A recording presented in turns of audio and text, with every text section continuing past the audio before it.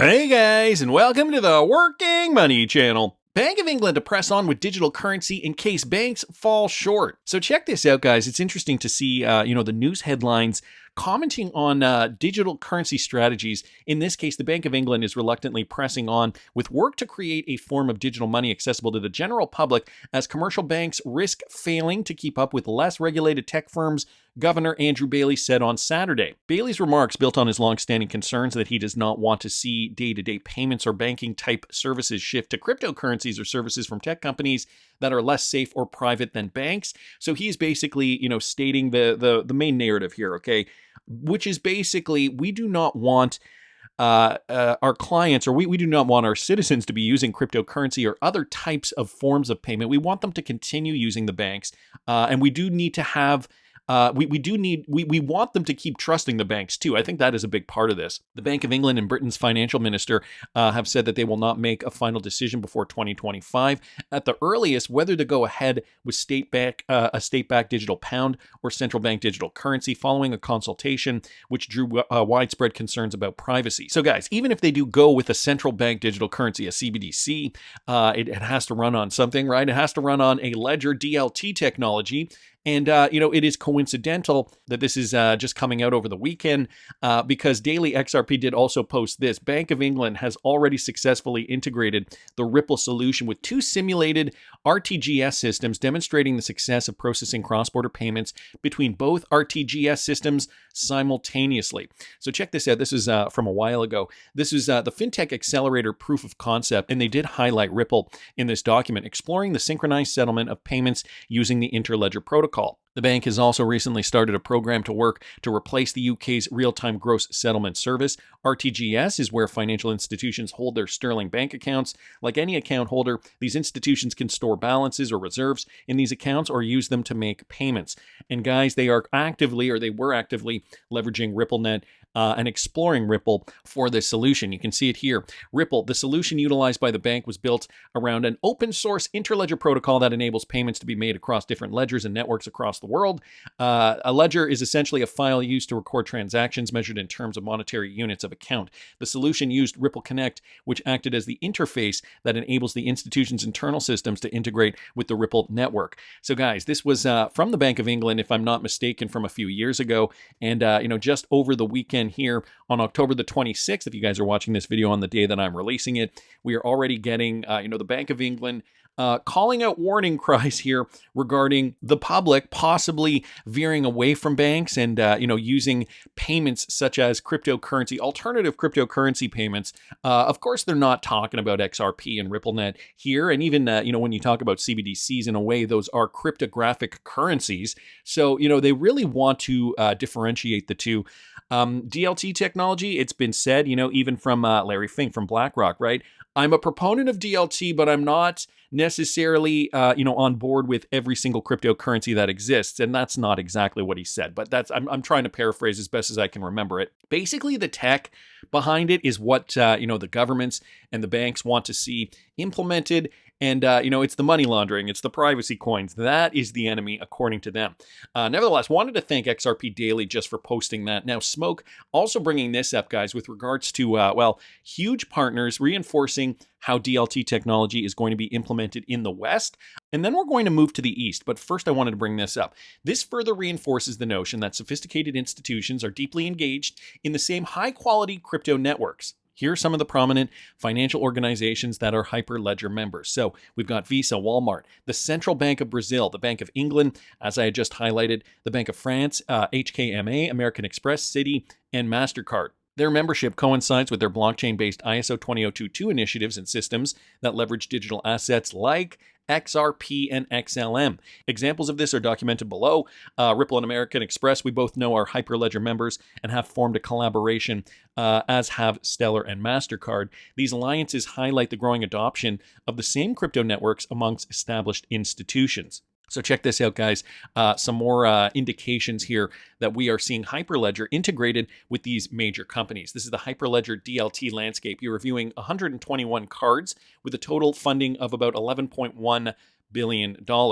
And we've got Ripple connected companies like Tata Consultancy Services. Of course, Visa is a big one. Walmart is a big company on there. And then central banks too, like the Bank of England, the Banque de France, the Banco Central do Brasil, and many other companies on top of that as well.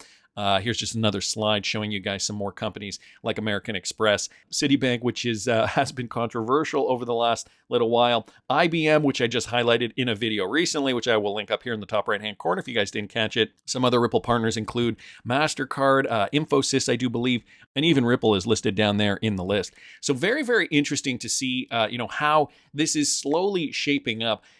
At the beginning, we were getting excited about the individual partnerships, but really it's the symbiotic relationship of all these Western nations, all these major companies that's really going to help XRP demand get up off the ground. But guys, it's not just going to be about the Western nations. The entire world is going to be running on Ripple and XRP in some capacity, at least according to this evidence. Subjective views bringing this to my attention. This reminded me of when Digital Asset Buy said he once was told that XRP was designed to prevent World War III. Listen to this. A little bit. But I want to ask you about sort of another important multilateral institution that we've referenced here today, the BIS and the FSB.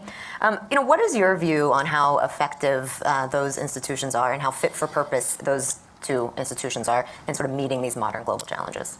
So I think both the BIS and the FSB have done a really good job when a problem has been identified, that the G20 says this is a problem and we want you to fix it. And then they have the mandate to go forward and fix it, and they have a lot of support. So the examples I used before, the transition of LIBOR to secured overnight funding rate and other, repo rates in other countries, the central clearing of OTC derivatives. But it's harder when it's a perspective issue, because, as I said earlier, the BIS and the FSB can only do things by consensus.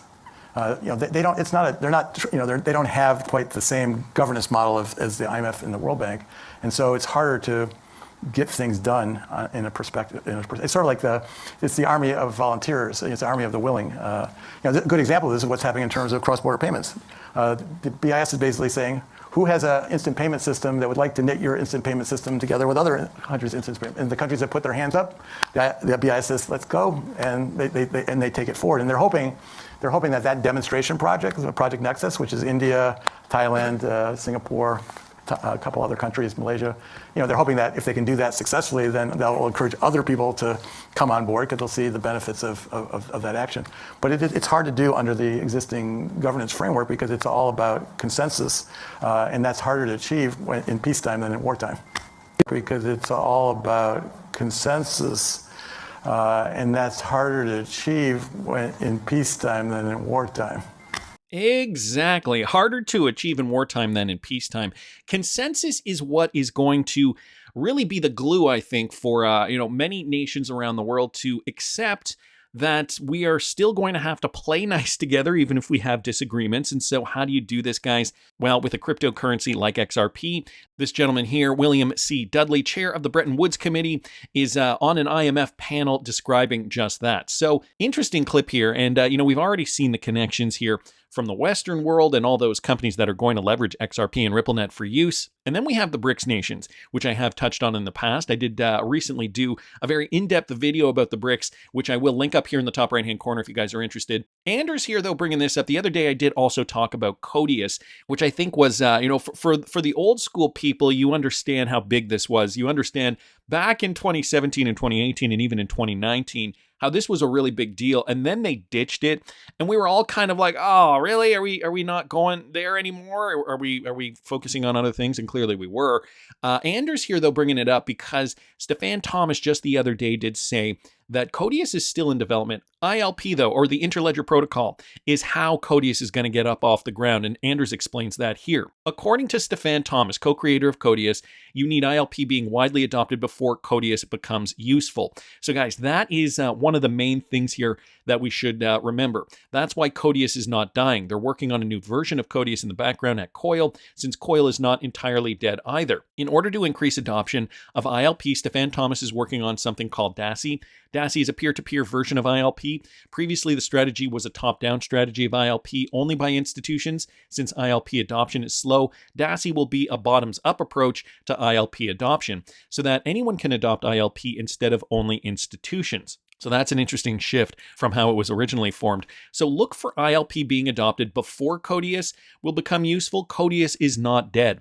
So guys, a little insight on what we are to expect moving forward. And if again, if you guys didn't catch that video I did on Codius, it was the same video that I did regarding meme coins just yesterday. I do suggest you watch it. Stefan Thomas, former Ripple CTO, announced he's working on a new version of Codius. Now, Max Avery goes into a little bit more detail here. Codius is an open-sourced hosting platform for smart contracts. It aims to revolutionize decentralized app development by providing a more flexible and scalable approach compared to traditional blockchain platforms. Cool stuff about Codius. Okay, decentralized hosting runs programs on multiple hosts, creating a peer-to-peer network for services, built-in programs that can pay for their own operation, language flexibility, write smart contracts. So for those of you guys interested in the tech stuff, it does all that. Why is this significant for the XRP ledger though? Well, off-chain smart contract execution, Codius can process contracts off-ledger, reducing load on the XRP ledger and maintain high transaction speeds. Cross-ledger compatibility, interact with multiple blockchains simultaneously.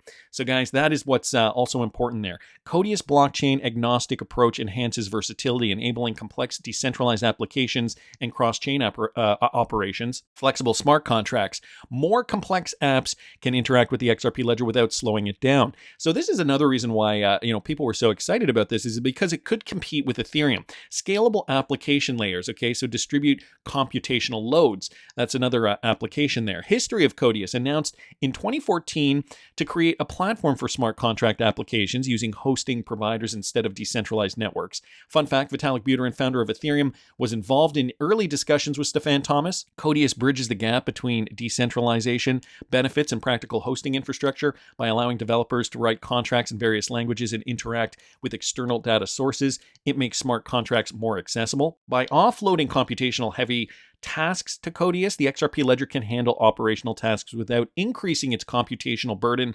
This separation allows the XRP ledger to maintain and even improve its transactions per second. So there's so many benefits to this. And I think, had we had been further ahead at this point when they were really developing Codius, because the technology was there, it's just, all the other things, the politics, the regulation, the nonsense really is really kind of what killed it. And so, sometimes it just takes some time. It's kind of like movie scripts. I know in the past I've heard stories of, I think it was Forrest Gump was written years before it was ever produced. And it took a while because there just wasn't the right climate to make that kind of movie. And then in 1994, they finally did. Anyway, let me continue here. Codius bridges the gap between decentralization benefits and practical hosting infrastructure by allowing developers, right, I already said that. By offloading computational heavy tasks to Codius, the XRP ledger can handle operational tasks without computational burden. I also mentioned that. Sorry, I lost my train here. Okay, so interoperability is key. So Codius allows smart contracts to interact with other blockchains and traditional payment networks, facilitating smoother connections with the Internet of Value vision. This could increase transaction flow on the XRP ledger as a key intermediary. Codius could enable microtransaction use cases across industries like content monetization or Internet of Things, leveraging XRP ledger's low fees with smart contract logic handled off-chain. So there, you can see that combinations of applications could be utilized by leveraging Codius. This would drive more transactions through the XRP ledger, boosting XRP utility overall. So guys, Codius, this is just one example of how we could see more XRP utility eventually. Because Codius is language agnostic, developers can use secure and efficient programming languages for their contracts, leading to more innovative applications. This could attract more developers to the XRP ecosystem, enhancing its growth and adoption. Codius enhances the XRP ledger ecosystem by providing off-chain smart contract execution, preserving and potentially increasing XRP's transactions per second, and opening up new use cases through interoperability. It's a significant step forward for the XRP ledger. So a great lengthy tweet thread here by Max Avery. Wanted to thank him for posting that because, Codius had gone under the radar for so long, and then eventually we just didn't hear much about it. It was announced that it was dead in the water, and we kind of mourned its loss for a little bit there. But guys, then when I heard, over the weekend that they were going to be using it again, that got me really excited. Anders, though, did have to point this out. ILP adoption does really have to occur first in order for us to get that up and running. Now, let's talk about the BRICS nations, because we do know that DLT technology is going to be leveraged by the BRICS nations. 159 out of 195 countries. So this is way more than BRICS application countries, than BRICS member countries. This is almost every single country in the world. Well, off by about 40 or so. 159 out of 195 countries around the world are ready to adopt the new BRICS Pay payment system. Guys, you know what this is going to mean? Almost every single country around the world is going to be leveraging BRICS Pay. And if you guys didn't catch the BRICS video I did, connecting all the BRICS countries to RippleNet technology, I do suggest you watch it. There is also Mbridge, of course, which is going to play a large role in this. As of August 2022, 149 countries and 32 international organizations have signed Belt and Road Initiative cooperation agreement with China. In 2021 alone, China's total trade with the BRI countries was a jaw-dropping 1.6 trillion yuan, about $1.7 trillion US. It's not rocket science why King Salman and Saudi Crown Prince Mohammed bin Salman are shifting to the east. So just kind of giving you some more information here regarding these countries and how they plan on doing trade moving forward. So this is a pivotal moment for BRICS Economic Alliance. The BRICS Economic Alliance, the BRICS Pay system, was officially unveiled during the BRICS Business Forum held in Moscow a few days ago. And if you look down here, the unveiling of the BRICS payment system represents a significant advancement towards the goal of de-dollarization. This is ultimately what a lot of these countries want. They do not want to use the US dollar anymore if they do not have to, a decision that has been long anticipated. This system has been under development for several years. According to media reports, BRICS nations have been working since 2019 to establish a unified payment system as part of a retail payment and financial transfer platform for member countries. So guys, interesting to note, 2019, they've been working on this tirelessly. You know, more utility is running through DLT technology. As we're starting to see the market mature, could we start to see more interledger protocol utilization, which would in fact help ramp up Codius utilization? Things that make you go, Now, on top of that, guys, I happen to see this from XRP Drops, the Bank of Russia report from June 2024, okay? This is just from a few months ago. June 2024, they mentioned the Codius project and Ripple. Yes, they mentioned Codius back in June. Okay, and here's the report here in Russian, translated courtesy of XRP Drops here. And so check this out right down here. DLT Technologies have provided a convenient toolkit for the wider application of smart contracts which automate the execution of payments when predetermined conditions occur. For example, based on the Ripple network, a smart contract system has been Codius smart contract system was created based on the Ripple network, which allows automatic settlement of payments between counterparties in different countries. Boom goes the dynamite. Russia, guys, mentioning Codius in this June 2024 report, just as we're getting Stefan Thomas mentioning that they are moving back towards, working on Codius, improving Codius, as we're starting to see member nations in the East, the BRICS nations ramping up, leveraging DLT technology as well. And guys, of course, there has always been those partnerships in the West, Central Bank of Brazil, the Bank of England, the Bank of France, all leveraging RippleNet technology. So it is going to be a cryptocurrency that is going to be widely utilized around the world for cross-border payments and settlement. And all these extra technologies that are going to be built on top of the XRP ledger, they are just going to help XRP demand rise high. But that's just my opinion. I want to hear what you guys think. And for more information on what I'm trading, because I'm not just trading XRP this bull run, I'm trading many different cryptocurrencies that I think have potential to really do well over the next 12 months. You can follow me at patreon.com/workingmoneychannel. It is only $5 a month. Again, that's just my opinion, though. I want to hear what you guys think. Please subscribe to this channel if you haven't already. Like the video if you like the content I'm providing. I always love hearing your comments. See you in the next one, guys.